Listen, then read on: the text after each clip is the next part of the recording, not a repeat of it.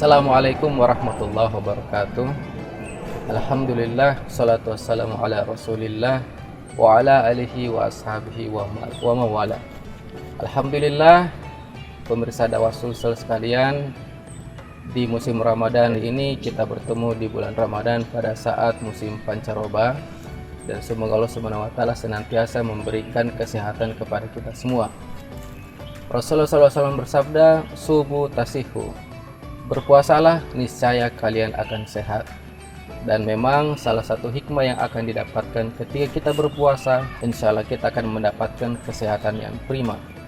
Tentunya di samping itu banyak hal yang mesti kita lakukan. Di antaranya adalah makan makanan yang halal dan thayyibah, sebagaimana yang diperintahkan oleh Allah Subhanahu wa taala, "Ya ayuhan nas, kulu mimma fil ardi halalan thayyibah."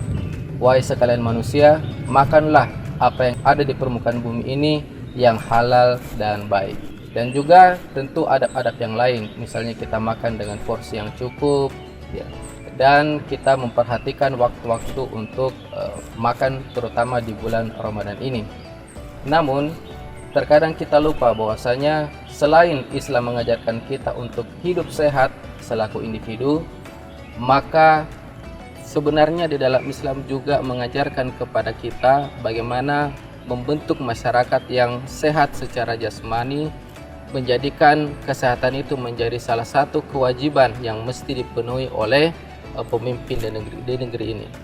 Rasulullah SAW bersabda, "Fal imamu ra'in wa huwa mas'ulun ar-ra'iyatihi." Bahwasanya pemimpin itu adalah penjaga, dia adalah penggembala yang akan dimintai pertanggungjawaban atas apa yang digembalakannya. Termasuk juga dalam hal kesehatan, memberikan kesehatan yang layak dengan akses kepada seluruh masyarakat, seluruh warga negara, tanpa memandang agama, tanpa memandang latar belakang suku bangsa, dan tanpa memandang pilihan-pilihan politik, itu juga menjadi kewajiban dari negara. Dan dalam hal ini Rasulullah SAW telah memberikan contoh teladan yang terbaik bagaimana beliau memberikan pelayanan kesehatan kepada seluruh warganya. Dalam sebuah hadis yang diriwayatkan oleh Imam Muslim dari Jabir radhiyallahu an, beliau menceritakan bahwa suatu ketika sahabat beliau yang Ubay bin Ka'ab menderita sakit, dan Rasulullah SAW seketika itu mengirimkan dokter untuk memberikan pengobatan kepada sahabat beliau tersebut. Dalam riwayat lain, di dalam riwayat Bukhari dan Muslim, dari Zaid bin Aslam radhiyallahu an, beliau menceritakan bahwa suatu ketika kabilah Urainah yang datang dari luar kota Madinah datang berkunjung kepada Rasulullah SAW. Dan ketika mereka hendak kembali ke rumah mereka masing-masing, ternyata mereka menderita sakit perut. Dan akhirnya Rasulullah SAW selaku kepala negara memberikan kebijakan agar mereka bisa tinggal di Madinah, kemudian mengambil air susu dari unta-unta yang digembalakan di tanah-tanah di sekitar wilayah Madinah.